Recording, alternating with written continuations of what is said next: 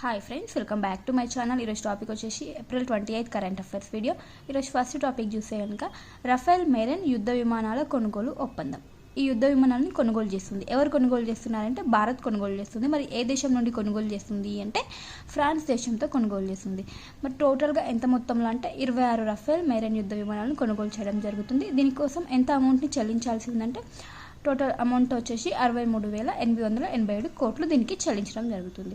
So ఇక్కడ వచ్చేసి తొలి విమానం, ఈ రఫేల్ మెరైన్ యుద్ధ విమానం తొలి విమానం వచ్చేసి 2028కి భారత్కి వస్తుంది. అండ్ చివరిది వచ్చేసి 2030 వరకు భారత్కి అందుబాటులోకి రానున్నాయి అన్నమాట ఈ 26 యుద్ధ విమానాలు.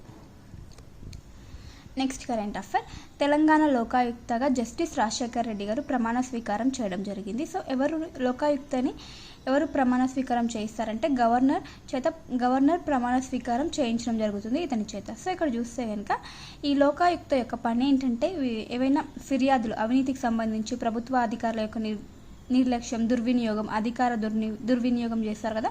సో అలాంటి ఫిర్యాదులను స్వీకరిస్తుందన్నమాట. స్వీకరించి వాటిపై విచారణ అనేది చేపడుతుంది ఈ లోకాయుక్త యొక్క విధి. ముఖ్యంగా అవినీతి విచారణ చేపడుతుంది, అధికార దుర్వినియోగంపై విచారణ చేపడుతుంది అనమాట ఈ లోకాయుక్త. సో వీరిని వచ్చేసి గవర్నర్ నియమించడం జరుగుతుంది. సో ఇక్కడ రాష్ట్రాలు లోకాయుక్తని ఏర్పాటు చేసుకోవడం జరుగుతుంది.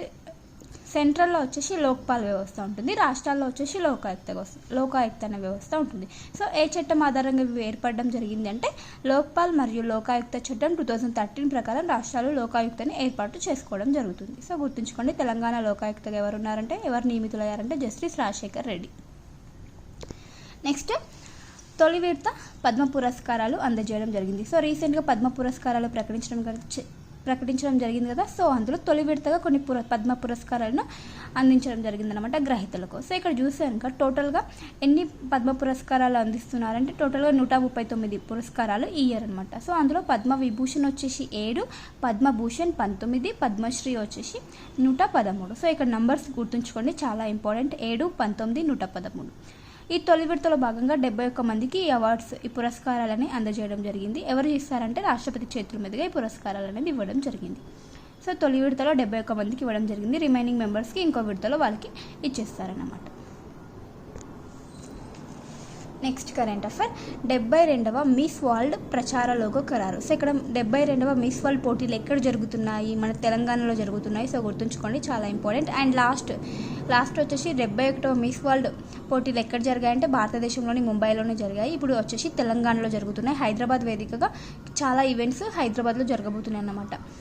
ఇక్కడ చూస్తే కనుక దీనికి సంబంధించిన లోగోని ఖరారు చేయడం జరిగింది అనమాట. సో వచ్చేసి ఎమ్ అండ్ దానికి రివర్స్లో ఇంకో ఎమ్ అనేది ఉంటుంది. దానిపైన తెలంగాణ జరూర్ అనే ఒక ట్యాగ్ లైన్ అయితే ఇవ్వడం జరిగింది అనమాట. సో దీన్ని ప్రచార లోగోగా కన్ఫర్మ్ చేయడం జరిగింది. మరి ఈ పోటీలు ఎప్పటి నుంచి అంటే May 7 నుంచి 31 వరకు మిస్ వరల్డ్ పోటీలు అనేవి జరగబోతున్నాయి. 71వ మిస్ వరల్డ్ విన్నర్ ఎవరంటే క్రిస్టినా ప్రిస్కోవా చెక్ రిపబ్లిక్ దేశానికి చెందినటువంటి క్రిస్టినా ప్రిస్కోవా 71వ మిస్ వరల్డ్ విన్నర్ అవ్వడం జరిగింది. అండ్ దీనికి సంబంధించిన ప్రచారం వచ్చేసి మిస్ ఇండియా 2023 అయినటువంటి నందిని గుప్తా గారు ఈ మిస్ వరల్డ్కి సంబంధించిన ప్రచారం అనేవి చేయడం జరుగుతుంది. సో గుర్తుంచుకోండి, తెలంగాణలో ఈసారి ఈ పోటీలు అనేవి పెడుతున్నారు. నెక్స్ట్ కరెంట్ అఫైర్, AI ఆధారిత న్యాయ పరిశోధన ఒక టెక్నిక్ అన్నమాట, ఒక టెక్నాలజీ. అదేంటంటే యాంకర్ టెక్స్ట్ టెక్నిక్. దీన్ని అభివృద్ధి చేసింది ఎవరంటే IIIT హైదరాబాద్కి చెందినటువంటి గౌరాంగ్ పాటిల్ ఈ ఒక టెక్నాలజీని అభివృద్ధి చేయడం జరిగింది. న్యాయ పరిశోధన అంటే న్యాయానికి సంబంధించినటువంటి జ్యుడిషియల్కి సంబంధించినటువంటి ఒక టెక్నాలజీ. అదేంటంటే దీని ద్వారా ఈ యాంకర్ టెక్స్ట్ టెక్నిక్ ద్వారా గతకాలపు న్యాయ సమాచారంను తెలుసుకోవడం అంట. ఏఐని యూజ్ చేసి గతంలో న్యాయ వ్యవస్థలో కొన్ని తీర్పులు కానీ న్యాయ వ్యవస్థకు సంబంధించిన సమాచారాన్ని ఎఫెక్టివ్గా తెలుసుకోవడానికి ఈ యొక్క టెక్నిక్ని యూజ్ చేయడం జరిగింది. అభివృద్ధి చేసింది ఎవరు? IIIT హైదరాబాద్ విద్యార్థి అయినటువంటి Gaurang Patil. Next current affair వచ్చేసి RBI reserve bank of India వద్ద 879.6 టన్నుల గోల్డ్ నిల్వలు అనేవి ఉన్నాయంట.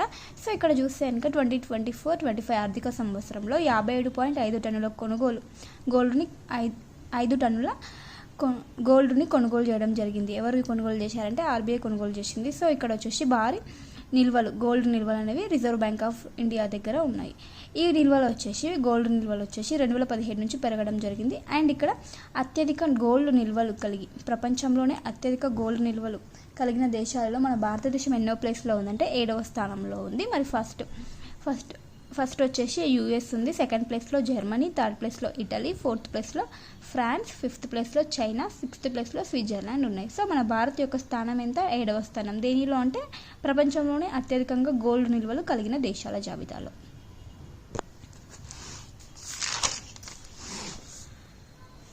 Next current affair, Ayushman Bharat Vayovandana Yojana. ఈ పథకాన్ని వచ్చేసి ఢిల్లీ ప్రభుత్వం తీసుకురావడం జరిగింది. ఇది వచ్చేసి ఇక్కడ ఆయుష్మాన్ భారత్లో ఢిల్లీ వచ్చేసి 8వ రాష్ట్రంగా, ఆయుష్మాన్ భారత్లో రీసెంట్గా ఢిల్లీ చేరడం జరిగింది కదా. సో 35వ రాష్ట్రం ఆరు యూనియన్ టెరిటరీగా ఢిల్లీ ఉందన్నమాట. సో ఇందులో భాగంగా ఆయుష్మాన్ భారత్ వయోవందన యోజన అనే ఒక పథకం కూడా తీసుకురావడం జరిగింది. ఇక్కడ చూస్తే కనుక ఈ పథకం ద్వారా ఆల్రెడీ ఎగ్జిస్టింగ్ పథకం ఇది 10 లక్షల ఆరోగ్య సహాయం అనేది అందించడం జరుగుతుంది. ఈ పథకం ద్వారా ఎవరికి అంటే 70 సంవత్సరాలకు పైబడిన వృద్ధులకు 10 లక్షల ఆర్థిక సహాయం. దేనికి అంటే ఆరోగ్యం పరంగా, హెల్త్ ఇష్యూస్కి ఈ సహాయం అనేది ఇవ్వడం జరుగుతుంది అన్నమాట. సో ఇక్కడ ఏంటంటే 10 lakhsకి పెంచడం జరిగింది ఈ యొక్క అమౌంట్. ముందు వచ్చేసి 5 lakhs ఉంటే ఇప్పుడు 10 lakhsకి పెంచడం జరిగింది. ఇందులో వచ్చేసి కేంద్రం యొక్క వాటా 5 lakhs ఉంటే ఢిల్లీ గవర్నమెంట్ వచ్చేసి 5 lakhsని యాడ్ చేయడం జరిగింది. సో గుర్తుంచుకోండి, Ayushman Bharat Vayovandana Yojana. Next current affair, ISRO and ఈ యొక్క సంస్థ SCTIMST ఈ రెండు సంస్థల మధ్య ఒక ఒప్పందం అనేది జరిగింది. అదేంటంటే స్పేస్ మెడిసిన్ పరిశోధన కొరకు ఒక అవగాహన ఒప్పందం జరిగింది. ఇక్కడ ఏంటంటే స్పేస్లోకి వెళ్ళినప్పుడు, వ్యోమగాములు స్పేస్కి వెళ్ళినప్పుడు వాళ్ళ యొక్క హెల్త్ ఇష్యూస్ ఉంటాయి కదా. సో వాటిపైన రీసెర్చ్ చేయడానికి ఒక ఒప్పందం అనేది జరిగింది అనమాట. అండ్ వాళ్ళకి ఎలాంటి సూట్స్ అనేవి ప్రిఫర్ చేయాలి, ఎలా స్పేస్లో ఉన్నటువంటి సిచ్యువేషన్స్ని ఎలా తట్టుకునేటట్టు ఎలాంటి సూట్స్ ప్రిఫర్ చేయాలి అని దానికి సంబంధించిన ఒక మెడిసిన్ పరిశోధన కొరకు ఒక ఒప్పందం జరిగింది ఇస్రో అండ్ ఈ సంస్థకు మధ్య. ఇక్కడ ఫుల్ నేమ్ చూస్తే కనుక Sri Chitra Tirunal institute for science and tech. ఇది వచ్చేసి తిరువనంతపురంలో ఉంది ఈ ఇన్స్టిట్యూట్. సో ఈ రెండు సంస్థలు, ఇస్రోకి మరియు ఈ ఇన్స్టిట్యూట్కి మధ్య ఒప్పందం అనేది జరిగింది. వ్యోమగాముల హెల్త్కి సంబంధించి వాటిపై అధ్యయనం కొరకు మరియు స్పేస్ సూట్ల కొరకు ఈ యొక్క ఒప్పందం అనేది జరిగింది అనమాట, స్పేస్ మెడిసిన్ అండ్ ఈ సంస్థకు మధ్యలో. నెక్స్ట్ కరెంట్ అఫైర్, జపాన్ దేశం వచ్చేసి ఒక ప్రాజెక్ట్ని చేపడుతుంది. ఆ ప్రాజెక్ట్ నేమ్ వచ్చేసి ఒహిసామా అనే ప్రాజెక్ట్ని చేపట్టడం జరుగుతుంది. ఇక్కడ జపాన్ భాషలో ఒహిసామా అంటే సూర్యుడు అంట. సో సూర్యుడికి సంబంధించిన ఒక ప్రాజెక్ట్. ఇక్కడ ఏంటంటే అంతరిక్షంలోకి ఒక శాటిలైట్ని పంపడం జరుగుతుంది. ఆ శాటిలైట్ బరువు వచ్చేసి కేవలం 180 గ్రాములంట. ఆ శాటిలైట్లో సోలార్ ప్యానెల్స్ని అడ్జస్ట్ చేసి ఆ శాటిలైట్ని పంపడం జరుగుతుంది. సో ఇక్కడ సోలార్ ప్యానెల్స్ అనేది ఎందుకు పంపించడం జరుగుతుందంటే సౌర విద్యుత్ ఉత్పత్తి కొరకు, అంతరిక్షంలో సౌర విద్యుత్ యొక్క ఉత్పత్తి కొరకు ఈ సోలార్ ప్యానెల్స్ని శాటిలైట్ ద్వారా పంపడం జరిగింది. అయితే ఈ సోలార్ ప్యానెల్స్ ద్వారా ఉత్పత్తి అయిన విద్యుత్ ఏదైతే ఉందో వాటిని భూమిపైకి చేరవేస్తుందంట. ఏ విధంగా అంటే మైక్రోవేవ్స్ ద్వారా సౌర విద్యుత్ని భూమిపైకి పంపడం జరుగుతుందంట. అది వచ్చేసి టెక్నాలజీ ఏంటంటే ఎనర్జీ బీమ్ రూపంలో భూమిపైకి ఆ సౌర విద్యుత్ అనేది భూమిపైకి రావడం జరుగుతుంది. Next current affair, Sachet app. రీసెంట్గా ప్రధాని మోదీ గారు మన్ కీ బాత్లో 121వ మన్ కీ బాత్లో ఈ సచేత్ యాప్ గురించి చెప్పడం జరిగింది మోదీ గారు. సో మనకి మన్ కీ బాత్ ఇంపార్టెంట్ ఏ విధంగా అంటే ఎవ్రీ మంత్ ప్రధాని మోదీ గారు ఈ మన్ కీ బాత్లో మాట్లాడడం జరుగుతుందన్నమాట. సో అందులో కొన్ని ఇనిషియేటివ్స్ని చెప్పడం జరుగుతుంది. సో అలాంటి మట్టిని మనం గుర్తుంచుకోవాలి. రీసెంట్గా వచ్చేసి సచేత్ యాప్ గురించి చెప్పడం జరిగిందనమాట. సో ఈ సచేత్ యాప్ అంటే ఏంటంటే ఇది వచ్చేసి రైతులకి వాతావరణ సమాచారం గురించి ఇన్ఫర్మేషన్ అనేది ఇవ్వడం జరుగుతుంది. అండ్ విపత్తులకు సంబంధించిన హెచ్చరికలను ముందుగానే జారీ చేయడం జరుగుతుంది అనమాట. విపత్తులు ఏవైనా సంభవించేది ఉంటే వాటి యొక్క వార్నింగ్ సైన్స్ అనేది ఇవ్వడం జరుగుతుంది, హెచ్చరికలను ఇవ్వడం జరుగుతుంది ఈ సచేత్ యాప్. సో గుర్తుంచుకోండి. నెక్స్ట్ కరెంట్ అఫైర్, ఫిజీ దేశం యొక్క అత్యున్నత పురస్కారం ఇవ్వడం జరిగింది మన భారతదేశానికి చెందినటువంటి ఒక వ్యక్తికి. సో ఆ పురస్కారం నేమ్ చూస్తే కనుక companion of the order of Fiji వచ్చేసి ఆ పురస్కారం నేమ్. ఫిజీ దేశం యొక్క అత్యున్నత పురస్కారం. మరి గ్రహీత ఎవరంటే కర్ణాటక రాష్ట్రానికి చెందినటువంటి మధుసూదన్ సాయి గ్రహీత, ఈ పురస్కారం యొక్క గ్రహీత. ఎందుకు గాను అంటే ప్రముఖ మానవతావాది అయినటువంటి మధుసూదన్ సాయికి ఇవ్వడం జరిగింది. ఎందుకంటే వైద్య రంగంలో విశేషంగా సేవలు అందించినందుకు ఇతనికి ఫిజీ దేశం యొక్క అత్యున్నత పురస్కారం అనేది రావడం జరిగింది. Next current affair, second Asian yogasana sport championship. ఈ ఛాంపియన్షిప్ వచ్చేసి న్యూఢిల్లీలో జరిగింది. ఏప్రిల్ 25 నుంచి 27 మధ్యలో న్యూఢిల్లీలో జరిగింది. ఎవరు నిర్వహించారంటే యోగాసన భారత్ వాళ్ళు ఈ ఛాంపియన్షిప్ని నిర్వహించడం జరిగింది. ఇందులో వచ్చేసి 21 ఆసియా దేశాల నుండి 170 అథ్లెట్స్ పాల్గొనడం జరిగింది. సో మరి టాప్లో ఏ దేశాలు గెలవడం జరిగిందంటే మన ఇండియా టాప్లో ఉంది, 83 గోల్డ్ మెడల్స్ని గెలుచుకోవడం జరిగింది. సో గుర్తుంచుకోండి, ఫస్ట్ ప్లేస్లో ఇండియా ఉంది, సెకండ్ ప్లేస్లో జపాన్, థర్డ్ ప్లేస్లో మంగోలియా ఉంది. సో ఛాంపియన్షిప్ వచ్చేసి second Asian yogasana sport championship. Next current affair world table tennis పోటీలు. వరల్డ్ టేబుల్ టెన్నిస్ గేమ్ వచ్చేసి ఎక్కడ జరిగినాయంటే తునిషియా దేశంలోని తునిస్ అనే ప్లేస్లో ఈ టేబుల్ టెన్నిస్ అనేది జరిగింది అనమాట, world table tennis competition. So ఇందులో వచ్చేసి మిక్స్డ్ డబుల్స్ టైటిల్ విజేత ఎవరంటే మన భారత్కి చెందినటువంటి మనుష అండ్ దియా చితాల్. వీరు వచ్చేసి మిక్స్డ్ డబుల్స్లో టైటిల్ని గెలుచుకోవడం జరిగింది. సో గుర్తుంచుకోండి, భారత్కి చెందిన వాళ్ళు. మరి ఎవరిపై అంటే జపాన్కి చెందినటువంటి సొరా మత్సషియా మివా హరిమోటో వీరిపై గెలవడం జరిగిందన్నమాట. సో ఈ Manush and Diya Chitale. Next current affair London మహిళల మారథాన్ రేస్. ఈ మారథాన్ రేస్ వచ్చేసి లండన్లో జరిగిందన్నమాట. సో ఇందులో వచ్చేసి ఈ మారథాన్ రేస్లో ఇథియోపియా దేశానికి చెందినటువంటి అసెఫా విజేతగా నిలిచిందనమాట. విజేత వచ్చేసి ఎవరు? అసెఫా నేమ్. ఏ దేశం అంటే ఇథియోపియా దేశం. ఈమె ప్రపంచ రికార్డ్ని సాధించడం జరిగింది. సో ఇక్కడ చూస్తే కనుక ఈ మారథాన్ రేస్ వచ్చేసి 42.19 కిలోమీటర్స్ మారథాన్ రేస్ అనమాట. ఇందులో వచ్చేసి ఈ టోటల్ నెక్స్ట్ కరెంట్ అఫైర్ వచ్చేసి లండన్ మహిళల మారథాన్ రేస్. ఇది వచ్చేసి లండన్లో జరిగింది. సో ఇందులో వచ్చేసి టోటల్గా ఎంత పొడవులో మారథాన్ రేస్ అంటే 42 కిలోమీటర్లు, 42.19 కిలోమీటర్ల మారథాన్ రేస్ని కేవలం 2 గంటల 15 నిమిషాల 50 సెకండ్లలో కంప్లీట్ చేయడం జరిగింది. ఎవరు అంటే ఇథియోపియా దేశానికి చెందినటువంటి అసెఫా. ఈమెనే విజేత. ఇథియోపియా దేశానికి చెందినటువంటి అసెఫా ప్రపంచ రికార్డ్ని సాధించడం జరిగింది. ఇంతకు ముందు ఉన్నటువంటి రికార్డు అదేంటంటే ఈ టోటల్ దూరాన్ని, ఈ కిలోమీటర్స్ ఉన్న మొత్తం దూరాన్ని ఇంతకుముందు కెన్యా దేశానికి చెందినటువంటి పెరెస్ జెప్ చిర్చిర్ అనే ఆమె 2 గంటల 16 నిమిషాల 16 సెకండ్లో కంప్లీట్ చేయడం జరిగింది. ఈమె వచ్చేసి ఈ రికార్డ్ని బ్రేక్ చేయడం జరిగింది. ఎవరు? అసెఫా. ఇథియోపియా దేశానికి చెందినటువంటి అసెఫా ఈ రికార్డ్ని బ్రేక్ చేసి ప్రపంచ రికార్డ్ని సాధించడం జరిగింది లండన్ మహిళల మారథాన్ రేస్లో. Next current affair book beyond the court room. ఇది వచ్చేసి ఒక బుక్. సో ఎవరి గురించి తెలుపుతుంది ఈ బుక్ అంటే ప్రముఖ భారతీయ న్యాయవాది అయినటువంటి ఫాలి ఎస్ నారిమన్ గురించి, అతని యొక్క ప్రసంగాలు అట్లాంటి అతనికి చెందినటువంటి అతని గురించి ప్రముఖ న్యాయవాది అయినటువంటి ఫాలి ఎస్ నారిమన్ గురించి ఈ బుక్ అనేది తెలియజేయడం జరుగుతుంది. బియాండ్ ద కోర్ట్ రూమ్ వచ్చేసి book name. Next current affair Uganda దేశం, ఆఫ్రికా ఖండంలో ఉన్నటువంటి ఉగాండా దేశం ఎబోలా సుడాన్ వైరస్ వ్యాప్తిని తగ్గించడం జరిగింది. సో ముగింపు అనేది పలకడం జరిగింది. ఈ ఎబోలా సుడాన్ వైరస్ అంటే గత కొన్ని రోజులుగా ఆ దేశంలో ఇలాంటి కేసులు అనేవి రావట్లేదంట. సో దీనికి సంబంధించి ఎవరు ప్రకటించారంటే వరల్డ్ హెల్త్ ఆర్గనైజేషన్ ప్రకటించడం జరిగింది. ఏమని ప్రకటించిందంటే ఎబోలా రహిత దేశంగా ఉగాండాని ప్రకటించడం జరిగింది. సో గుర్తుంచుకోండి, ఎబోలా రహిత దేశంగా రీసెంట్గా వరల్డ్ హెల్త్ ఆర్గనైజేషన్ ఏ దేశాన్ని ప్రకటించిందంటే ఉగాండా అని గుర్తుంచుకోండి. సో దీని యొక్క సింటమ్స్ చూస్తే కనుక తీవ్ర జ్వరం, అంతర్గత మరియు బాహ్య రక్త స్రావాలు దీని యొక్క లక్షణాలు.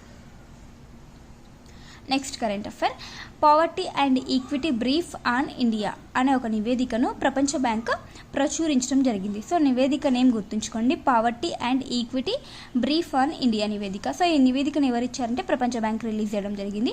సో ఈ నివేదికలో మన భారత్ గురించి ఏం తెలుపుతుంది అంటే భారత్లో పేదరికం గణనీయంగా తగ్గిందని ఈ నివేదిక తెలపడం జరుగుతుంది. సో డేటా చూస్తే కనుక ఇక్కడ 2011-12 ఇయర్ నుంచి 2022-23 సంవత్సరాల మధ్య ఎంతమంది పేదరికం నుండి బయటపడ్డారు మన భారత్లో అంటే 17 కోట్ల మంది పేదరికం నుండి బయటపడ్డట్టు ఈ ప్రపంచ బ్యాంక్ యొక్క నివేదిక తెలపడం జరుగుతుంది. ఇంకొకటి ఏంటంటే పర్ డే ఒక రోజుకి 183 రూపాయల కన్నా తక్కువ సంపాదించేవారు 2011-12 సంవత్సరంలో 16.2% ఉంటే ఈ 2022-23 ఇయర్కి ఈ పర్సెంటేజ్ అనేది తగ్గింది. అంటే ఈ అమౌంట్ కంటే ఎక్కువగా సంపాదిస్తారు. సో అందుకోసమే ఇప్పుడు పేదరికం నుండి బయటపడడం జరిగింది 17 కోట్ల మంది.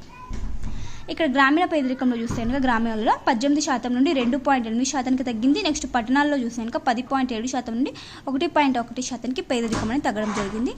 అందువలన ప్రపంచ బ్యాంక్ వచ్చేసి మన భారత్ని దిగువ మధ్య ఆదాయ వర్గ దేశంగా గుర్తింపు ఇవ్వడం జరిగింది భారత్కి. సో ఇక్కడ దిగువ మధ్య ఆదాయ వర్గ దేశంగా ఎలా గుర్తింపిస్తారంటే వార్షిక వ్యక్తిగత ఆదాయం వచ్చేసి $1,136 నుంచి $4,465 వరకు ఉంటే కనుక ఒక వ్యక్తి యొక్క వార్షిక వ్యక్తిగత ఆదాయం, ఆ ఆదాయం పరంగా భారత్ని వచ్చేసి దిగువ మధ్య ఆదాయ వర్గ దేశంగా గుర్తించడం జరిగింది.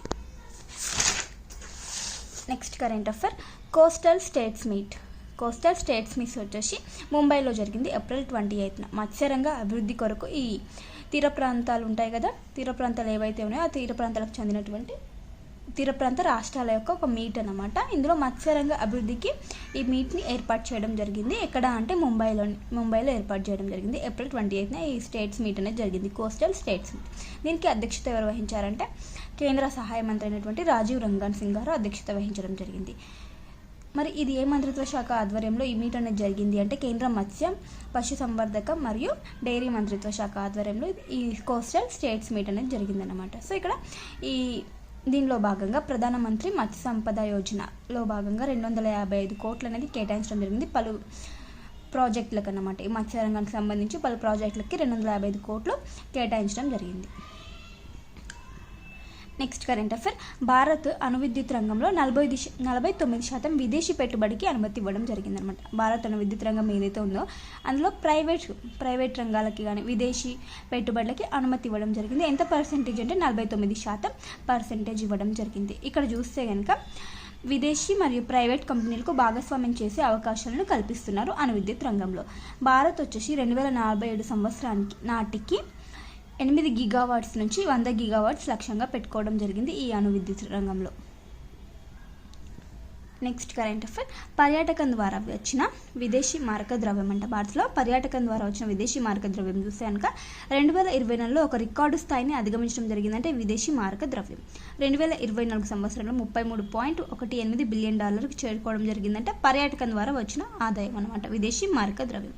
ఇది కంపేర్ చేస్తే వచ్చేసి 2010లో వచ్చేసి $6.9 బిలియన్ ఉంటే 2023 వరకు $28.07 బిలియన్ చేరడం జరిగింది. ఇప్పుడు 2024లో వచ్చేసి $33.18 బిలియన్ చేరుకోవడం జరిగింది. సో మనకు పర్యాటకం అనేది అభివృద్ధి చెందితే ఆదాయం అనేది ఎక్కువగా రావడం జరుగుతుంది విదేశీ మారక ద్రవ్యం రూపంలో. నెక్స్ట్ ఒక ఫెస్టివల్, స్ట్రాబెర్రీ ఫెస్టివల్. ఇది ఏ రాష్ట్రానికి చెందిందంటే ఏ రాష్ట్రానికి సంబంధించిన ఫెస్టివల్ అంటే మేఘాలయకి సంబంధించిన ఫెస్టివల్. సో గుర్తుంచుకోండి, స్ట్రాబెర్రీ ఫెస్టివల్ ఏ రాష్ట్రానికి చెందిందంటే మేఘాలయ. సో ఏ రోజున జరుపుతున్నారంటే May 2 నుంచి 3 మధ్యలో ఈ ఫెస్టివల్ అనేది జరగబోతుంది. ఎవరు ఈ ఫెస్టివల్ని నిర్వహిస్తున్నారంటే మేఘాలయ ఏజ్ లిమిటెడ్ సంస్థ అండ్ రాష్ట్ర పర్యాటకం కలిసి ఈ ఫెస్టివల్ని నిర్వహిస్తున్నారు. స్ట్రాబెర్రీ ఫెస్టివల్ మేఘాలయ అని గుర్తుంచుకోండి. నెక్స్ట్ ఆపరేషన్ కగార్ యొక్క ముఖ్య లక్ష్యం ఏంటంటే భారత్లో నక్సలైట్లను ఏరివేత అంటే నక్సలైట్లు ఉండకూడదనే ఒక లక్ష్యంతో ఆపరేషన్ కగార్ అనేది చేపడుతున్నారు. ఇందులో భాగంగా ఒక కమాండర్ నక్సలైట్ అయినటువంటి సుప్రీం కమాండర్ హిడ్మాని వెతుకుతున్నారు అనమాట. హిడ్మా కోసం వెతకడం జరుగుతుంది. హిడ్మా కోసం వేట ఎక్కడ అంటే తెలంగాణ ఛత్తీస్గఢ్లో ఉన్నటువంటి కర్రెగుట్టలో ఇతని కోసం అన్వేషణ అనేది జరుగుతుందన్నమాట. సుప్రీం కమాండర్ ఆపరేషన్ కగార్ దేనికి సంబంధించింది నక్సలైట్ల ఏరవేత లక్ష్యంగా నక్సలైట్లని అణిచివేయడం నక్సలైట్లని ఉండకూడదు అనే దిశగా ఈ ఆపరేషన్ కగార్ అనేది చేపడుతుంది మన భారత్. Next current affair. ఆటగాళ్ళ ఐపీఎల్లో క్రికెటర్స్ యొక్క భద్రత కోసం యాంటీ డ్రోన్ సిస్టాన్ని ఏర్పాటు చేయడం జరిగింది. సో దాని నేమ్ వచ్చేసి వజ్రా సూపర్ షాట్ అనే ఒక యాంటీ డ్రోన్ పరికరాన్ని ఏర్పాటు చేయడం జరిగింది. ఎవరి కోసం అంటే ఐపీఎల్ క్రికెట్లో ప్లేయర్స్ యొక్క సేఫ్టీ కోసం ఈ యాంటీ డ్రోన్ వ్యవస్థని తీసుకురావడం జరిగింది. బిగ్ బాంగ్ బూమ్ అనే సొల్యూషన్స్ అనే కంపెనీ దీన్ని అభివృద్ధి చేయడం జరిగింది ఈ డ్రోన్ పరికరాన్ని. సో బీసీసీఐ వచ్చేసి ఆటగాళ్ళ భద్రత కోసం ఈ వజ్రా సూపర్ షాట్ తీసుకురావడం జరిగింది. సో ఇవన్నీ ఫ్రెండ్స్ ఈరోజు ఇంపార్టెంట్ కరెంట్ అఫైర్స్. వీడియో నచ్చితే ప్లీజ్ లైక్ చేయండి, షేర్ చేయండి, అలాగే సబ్స్క్రైబ్ చేసుకోవడం మాత్రం అసలు మర్చిపోద్దు. Thank you for watching. Bye by.